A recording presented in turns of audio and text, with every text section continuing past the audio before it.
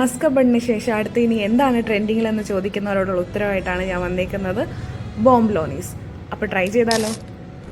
ഇത് നമ്മുടെ ആലുവയിലുള്ള ഒരു ക്ലൗഡ് കിച്ചൺ ആണ് കേട്ടോ.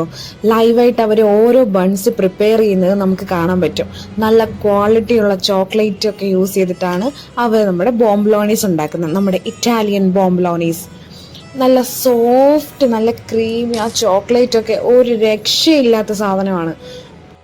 ഇവരുടെ ബോംബ്ലോണീസ് വന്നിട്ട് 2 ഫ്ലേവറിലുണ്ട്. ഒന്ന് കസ്റ്റാർഡും ഒന്ന് ചോക്ലേറ്റും. ബോംബ്ലോണീസ് മാത്രമേ ഉള്ളൂ എന്ന് തെറ്റിദ്ധരിക്കേണ്ട. ഇവിടെ നമുക്ക് കേക്ക് കസ്റ്റമൈസേഷൻ അവൈലബിൾ ആണ്. നമ്മുടെ എന്ത് ആനിവേഴ്സറി ആണെങ്കിലും ബർത്ത്ഡേസ് ആണെങ്കിലും എല്ലാത്തിനും നമുക്കിവിടെ കേക്ക് കസ്റ്റമൈസ് ചെയ്തെടുക്കാൻ പറ്റും.